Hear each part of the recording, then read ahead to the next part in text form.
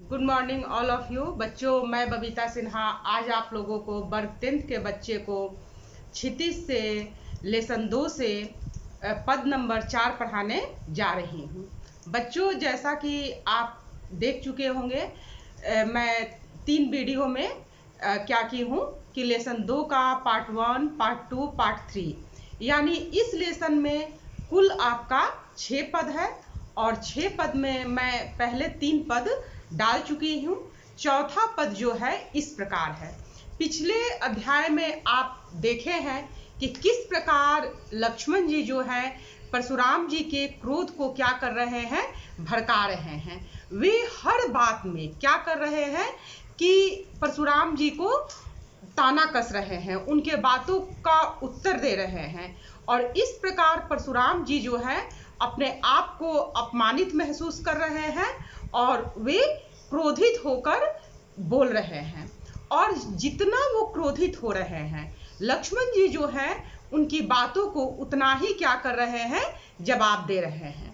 चौथा पद इस प्रकार है, कौशिक सुनहु मंद एहु बालक। कौशिक बेटा यहाँ पे कहा गया है विश्वामित्र जी को, और सुनहु का अर्थ हो गया सुनिए, और मंद का अर्थ हो गया मूर्ख, और बालक का अर्थ हो गया बच्चा।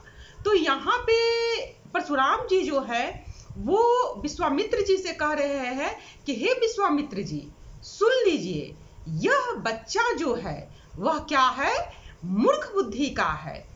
कुटिल काल बस निज कुल घालक।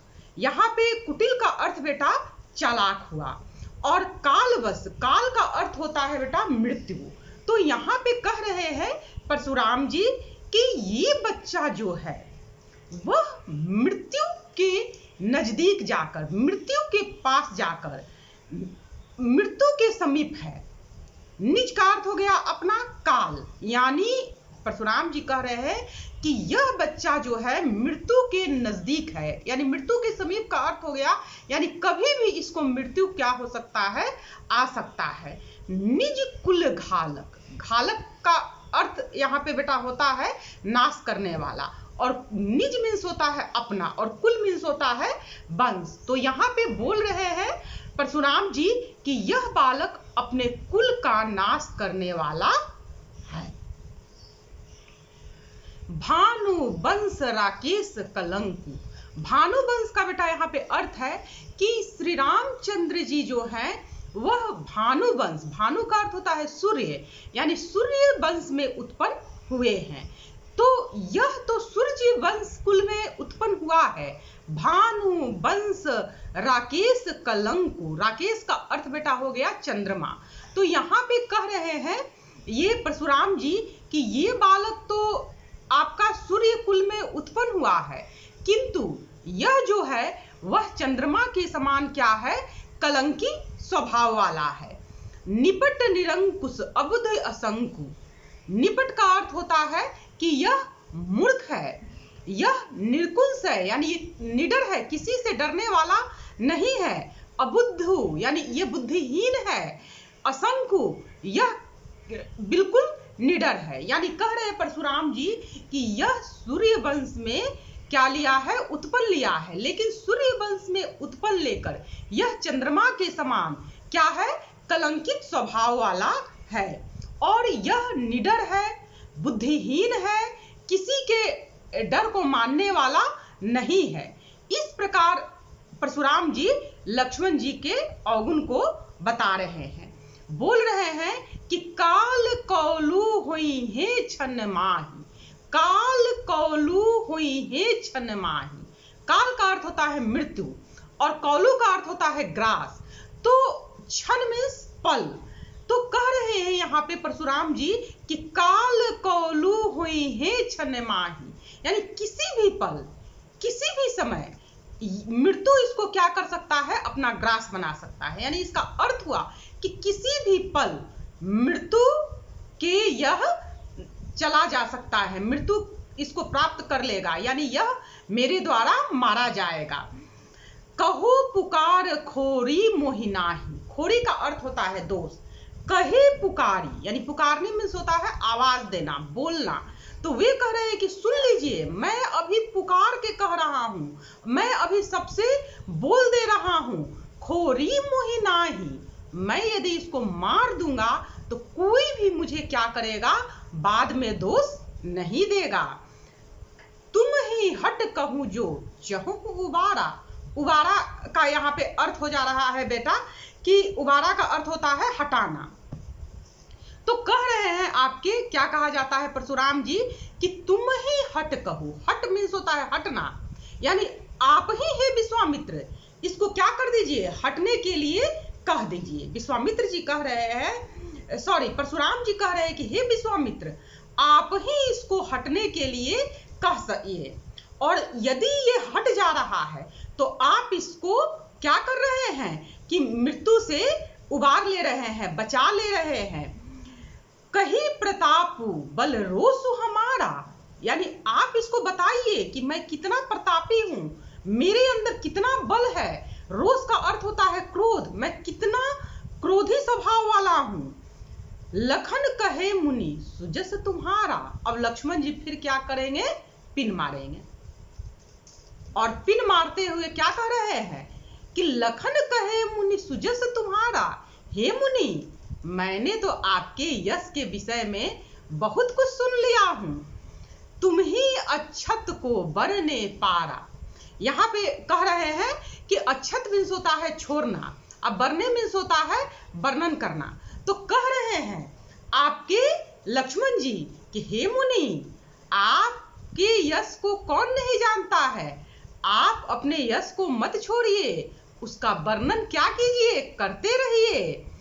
अपने मुंह से अपने करनी, यानी अपने मुंह से आप अपनी बड़ाई क्या कर रहे हैं, किए जा रहे हैं, रुके नहीं हैं। आप अपने मुंह से अपनी बड़ाई किए जा रहे हैं, रुक नहीं रहे हैं। बार अनेक भांति बहु बरनी, यानी वो भी एक बार आप अपनी प्रशंसा नहीं कर रहे हैं, बार बार अपनी प्रशंसा कर रहे हैं, अनेकों बार प्रशंसा कर रहे हैं।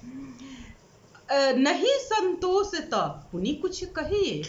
आपको यदि इतनी बड़ाई से संतुष्टि नहीं मिल रही है तो ऐसा कीजिए ना, फिर से आप अपना बड़ाई करना शुरू कर दीजिए ना।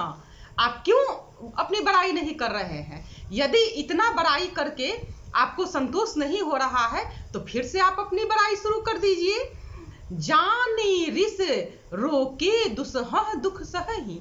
अब रिस मीन्स होता है गुस्सा, और रोकी मीन्स होता है रोकना, और दुसह मीन्स होता है अधिक, और आपका दुख मीन्स जानते हैं कष्ट, पीड़ा। तो कह रहे हैं कि यदि आप अपनी बड़ाई नहीं कीजिएगा तो क्या होगा, आपके अंदर क्रोध होगा, और क्रोध को यदि आप रोक लीजिएगा तो आपको बहुत पीड़ा होगा, बहुत कष्ट होगा। आप इतना कष्ट, इतना पीड़ा कैसे सहिएगा? वीर व्रति तुम धीर अछोभा।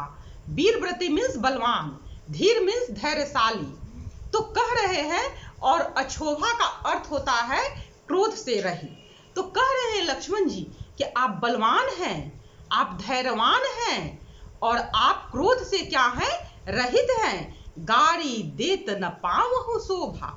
ऐसे धैर्यशाली, बलवान, क्रोध से रहित मुनि को गाली देना शोभा नहीं देता है। सूर समर कर नी करही। सूर का बेटा अर्थ होता है वीर, और समर का अर्थ होता है युद्ध का मैदान। तो लक्ष्मण जी कह रहे हैं कि वीर का काम होता है कि युद्ध के मैदान में वो क्या करे, युद्ध करे। कहीं न जनावहि आपू, और कभी भी अपने विषय में वो अपनी विशेषता, अपनी बड़ाई नहीं करता है। विद्यमान रन पाई रिपु। रिपु का अर्थ होता है शत्रु। तो वो जब युद्ध के मैदान में होता है तो अपने शत्रु से क्या करता है, लड़ाई करता है, युद्ध करता है। कायर कथ ही प्रतापु। और जितने कायर व्यक्ति होते हैं वे युद्ध क्षेत्र में अपने बल का क्या करते हैं, वर्णन करते हैं।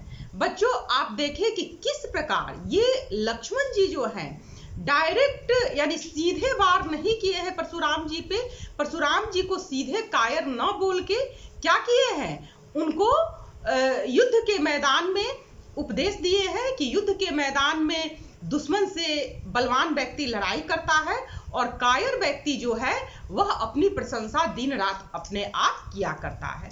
बच्चों, मैं पूरे आपका पद का अर्थ बता रही हूँ। पूरे पद का अर्थ इस प्रकार है कि परशुराम जी जो है वह विश्वामित्र मुनि को सलाह दे रहे हैं कि हे विश्वामित्र मुनि, सुन लीजिए, यह बालक क्या है? यह बालक मूर्ख है। यह क्या है? कुटिल है, चालाक है, और यह अपने कुल को क्या करने वाला है? नाश करने वाला है। यद्यपि ये सूर्य वंश में उत्पन्न लिया है, किंतु यह चंद्रमा के समान कलंकित स्वभाव वाला है। यह बालक बुद्धिहीन है, मूर्ख है, निडर है, किसी से डरने वाला नहीं है। इस प्रकार परशुराम जी लक्ष्मण जी के लिए कह रहे हैं। वो बोल रहे हैं कि किसी भी क्षण, किसी भी पल यह मेरे द्वारा मारा जाएगा, यह मृत्यु का ग्रास बन जाएगा। मैं सभी को ये बात अभी बता दे रहा हूं, कोई बाद में मुझे क्या करेगा? दोष नहीं देगा। आप जो है इसको हटा सकते हैं, हटाकर इसके जीवन को क्या कर सकते हैं? बचा सकते हैं।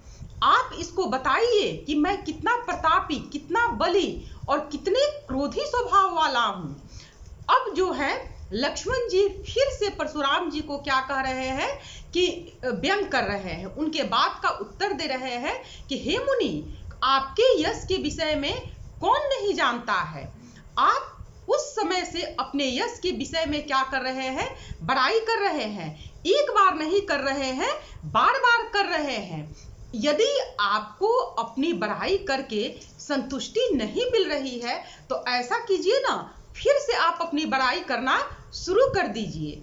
यदि आप अपनी आत्म प्रशंसा नहीं कीजिएगा तो आपको दुख होगा। जब दुख होगा तो क्रोध होगा, क्रोध होगा तो आप क्रोधित होइएगा। इसलिए आप अपने मन की बात को मत रोकिए। जितना आपको अपनी प्रशंसा है करते रहिए ना। आपको यदि कोई प्रशंसा बच गया है करना तो फिर से करना शुरू कर दीजिए। आप तो अपने मुंह से लगातार अपनी बड़ाई किए जा रहे हैं और एक बार नहीं कर रहे हैं, बार बार, अनेकों बार, बहुत प्रकार से बस अपनी ही बड़ाई कर रहे हैं। आपको संतोष यदि नहीं मिल रहा है तो ऐसा कीजिए ना, फिर से आप अपना बड़ाई शुरू कर दीजिए और किसी भी प्रकार का आप अपने अंदर दुख मत सहिए। आप वीर व्रती हैं, यानी बलवान हैं, धैर्यवान हैं। आप जो है क्रोध से रहित हैं। आपको इस प्रकार गाली देना शोभा नहीं देता है, क्योंकि बलवान, क्रोध से रहित और निडर व्यक्ति को, मुनि को गाली देना शोभा नहीं देता है। उसके बाद कह रहे हैं कि जो वीर होते हैं वे युद्ध के क्षेत्र में युद्ध करते हैं, अपने विषय में बोलते नहीं रहते हैं, अपना परिचय देते नहीं रहते हैं। यानी वीर का काम होता है कि युद्ध के क्षेत्र में वो युद्ध करके अपनी वीरता से लोगों में परिचय देता है। और जो कायर व्यक्ति होते हैं वे क्या करते हैं? दिन रात अपने वीरता के विषय में बखान करते रहते हैं। बच्चों, जैसा कि आप देखें कि 4 नंबर पद में आपका मुनि और लक्ष्मण जी के विषय में संवाद है। तो इस प्रकार मुनि जो हैं अपना उत्तर दे रहे हैं और लक्ष्मण जी उत्तर दे रहे हैं। बच्चों, आज के लिए इतना ही। तब तक के लिए धन्यवाद।